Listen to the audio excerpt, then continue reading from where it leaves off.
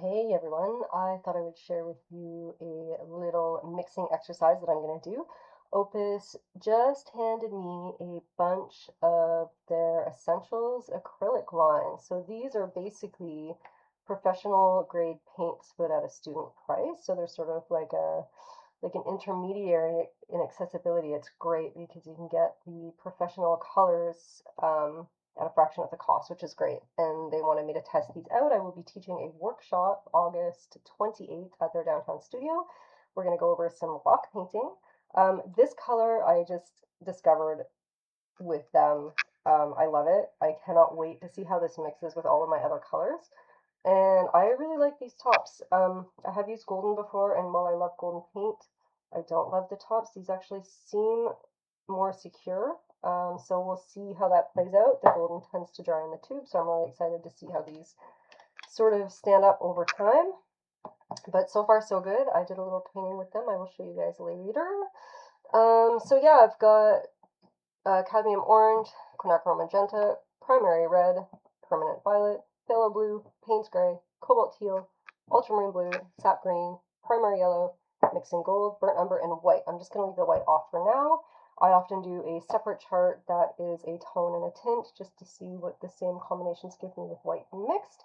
And then what I've done here is I've put just the short form of the titles across. So anywhere where they have the same name, where they intersect, is going to be straight out of the tube, so you get a nice diagonal. And then what I tend to do is, let's say it's quinacridone magenta here and primary red. I'll let more quinacridone magenta show in this part of the mix and more primary red in that part. So I actually can kind of create two-tone colors or two different variations of color using the same mix, which is kind of fun because, you know, you can tilt your mixes any way you want just by changing the percentage of each color that go into them. So this is just going to be my basic, like, what does this particular palette give me in terms of color? And then I'm going to create one that's aimed at specific temperatures or like family of color, let's say. So I want to do a green palette and go all the way from like shadowy purple greens all the way through to my gold greens. And then I guess we should probably do the same for like a blues palette, and then maybe like a red orange palette, and just see like how far we can push our temperatures just by being a little bit clever with our mixes. So I'll start with this, and you guys can follow along if you're interested in these paints. You can grab that with this. Yeah, and hope you enjoy this. Okay, so if you want to do this exercise at home, you need your paint colors, whatever you have. Sometimes you can limit the palette. You don't have to use all of these, but since I have all of them, I'm going to use all of them. You're going to need some water. You have to be pretty clean with this and methodical. I have some palette paper here to mix on. I just need small amounts. And the thing is, you want to keep your colors very clean. So I do have some paper towel here and water. And so I'm just going to be kind of mixing them very carefully as I go so that I don't muddy my mixes. Sometimes it gets hard to do. And actually, because these are like straight up colors, I'm just going to go through right now. It's my cadmium orange, and I'm just going to take a flat brush and just fill in my square.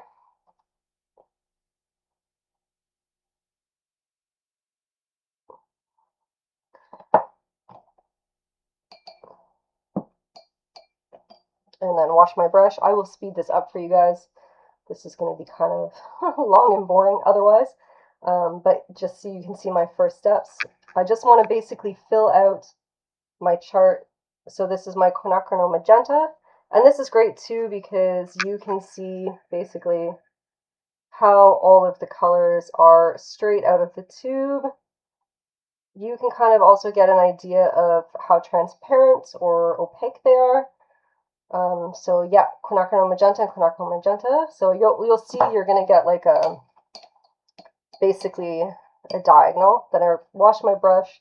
So the primary red is also in the magenta family. Normally I would pick a more cadmium red, but you'll see that when we mix these colors, if I mix the cadmium orange with these reds, I'm going to get more of a mid-tone. And actually their primary red looks, it's still leaning slightly magenta. So you'll see when I mix this with the cadmium orange, we're going to get more of a classic sort of fire engine red. But normally I would just take a quinacridone magenta or the primary red. This is actually quite a nice color on this line.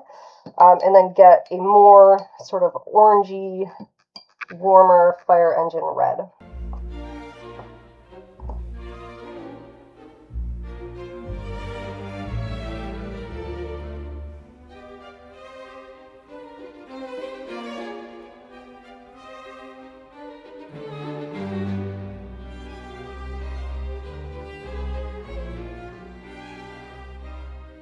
Okay, so now for the fun part. I'm going to take a little bit of my quinacridone magenta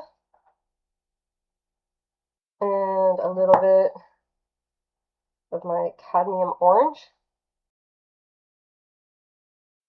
So I've got quinacridone magenta and cadmium orange here, and because I'm on the quinacridone magenta side, I'm going to take a little bit more of this to clean my brush so I don't mess up my colors, and mix it with the cadmium orange.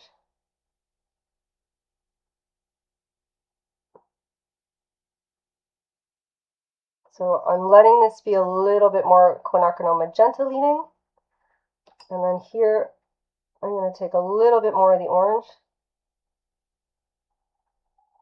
and make it a little bit more cadmium orange leaning. So I might as well just go cadmium red, cadmium orange, wow, cadmium orange, quinacridone magenta, primary red is the next one. I'm going to take my primary red and my cadmium orange. I'm going to let there be a little bit more primary red on this side.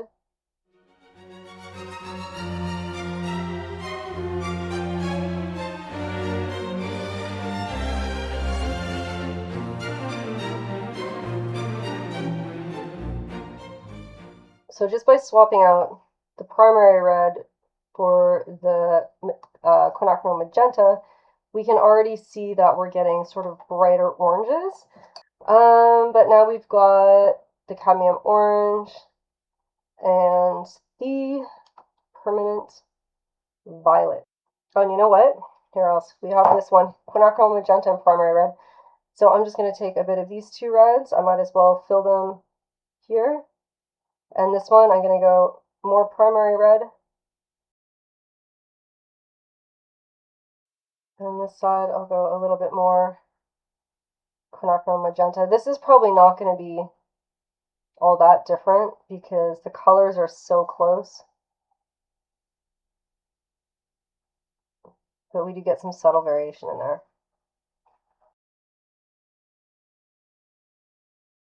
So now we've got, this is going to be fun, we've got the violet and the orange. So cadmium orange. And I'll let there be more of the violet on this side. I'm going by this one.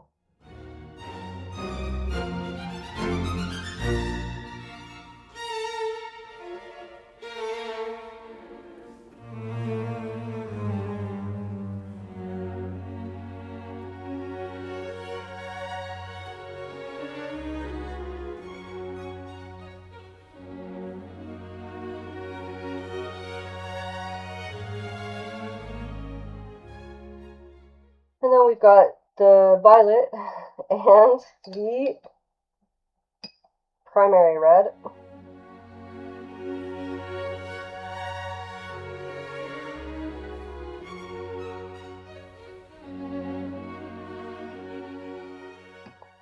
So that's basically our reds square. Now we're moving on to, let me see, we've got primary violet. And we've got phthalo blue and Payne's gray. I'm just going to get some of these out as we work through the chart. And I'm going to top up. Now, we've got cadmium orange.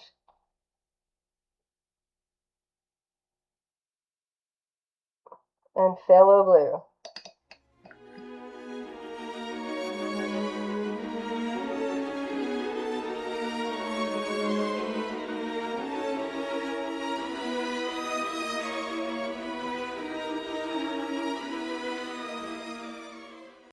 Okay, so now we've got the phthalo blue and the quinacridone magenta.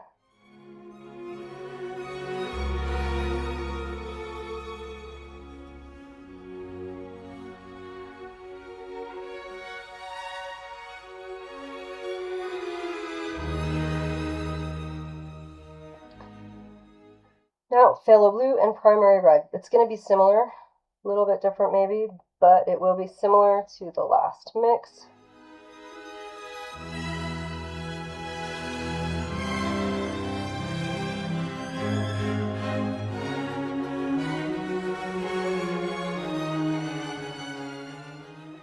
Okay, and now phthalo blue and the permanent violet.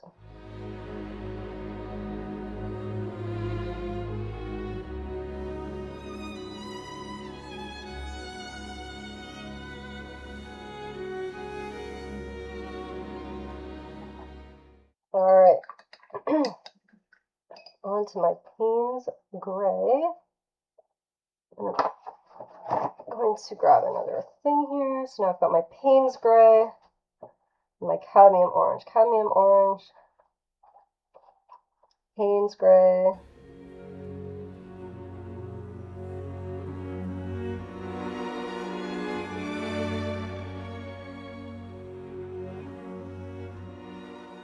cobalt teal. This is one of my favorites. I love, oh, this is going to make some interesting greens too with that orange. All right, let's see it. Cadmium orange and cobalt teal.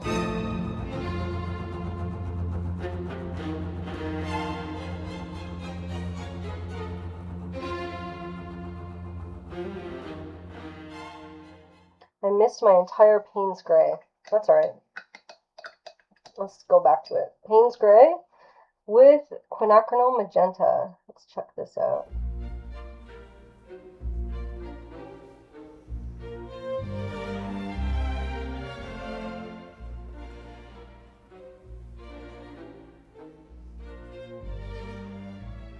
Payne's Gray and primary red.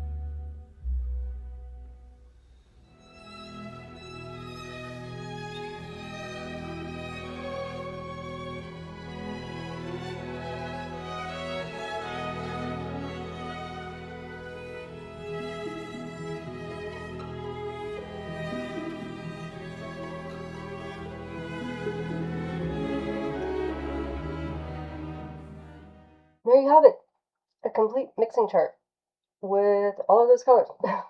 Takes forever, but it's worth it in the end. And then you have a chart to refer back to. So if there's a temperature that you're trying to aim for, especially maybe in your greens or your blues or your oranges or something, you can definitely check out this chart. And then, like, for example, let's say I really like this one. I just have to see, all right, what did I mix? Sap green and primary yellow gave me that. Or maybe I like this one a bit better. It's a bit less saturated. So ultramarine blue and primary yellow.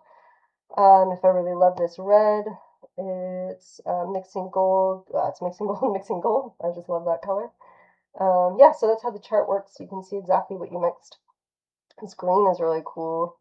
Burnt umber and phthalo blue gives me a really nice dark green that I like. So yeah, that's how I make my little exploratory color charts when I pick up new colors, and it's super helpful in my studio.